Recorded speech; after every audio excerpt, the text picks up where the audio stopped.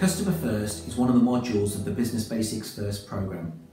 And in this short video, I want to talk to you about 3 examples of how you can look to improve your customer service and so get those retained customers coming into your business.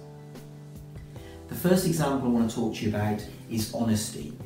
I want to talk to you about how you can be more honest with your customers, because by being honest, you're going to gain their trust, and by gaining their trust, they're more likely to buy from you, not just this time, but repeatedly. And honesty tends to come out in a couple of instances, either when you're making that initial sale or when there has been a problem or a mistake, at which point the customer is interested in understanding 2 things. First of all, why has it happened? And secondly, how you're going to fix it. Too many people spend all that time trying to explain to the customer that it's not their fault or why they're not to blame. Instead of spending that time telling the customer that they're not to blame, a better approach is to say, look, I know we've had a problem over here, this is how we're going to fix it, and we apologise for it. That's the surefire way to get that customer back on board and get that customer most likely to come and repeat buy off you. Secondly, listen to your customers. Again, if there's been a problem or if your customer's got an inquiry, listen to them, let them explain their needs or their problems, and then once you've heard, then get into your sales mode. Then try and offer them a solution to what they need, a solution to their problem. Again, too many people start trying to sell something to somebody as soon as they walk through the door. They'll walk through the door and the first thing you'll say is, can I help you? Well, no, you can't help me because I've just walked through the door and I'm just looking.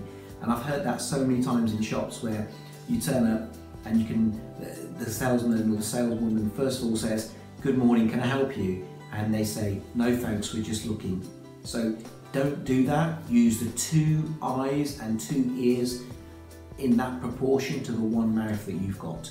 Number 3, treat complaints as opportunities to improve. Now this is really important that you understand what we're saying here. When a customer has a concern or a complaint, don't get defensive about it. Again, listen to what they say, get all the facts together before you decide how you're going to proceed, and use that as a learning opportunity, because something that you may think is insignificant or something that you may think is adequate from a customer's point of view may not be either.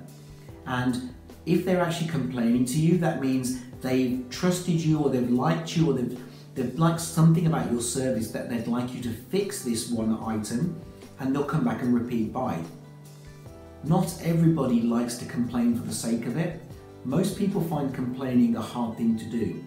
So if someone is complaining to you about something, listen to the facts, respond to it accordingly, but also treat it as an opportunity for you to learn and improve your service. Don't take it as a personal attack or a personal complaint. Think of it as, how am I going to improve my service by listening to this customer?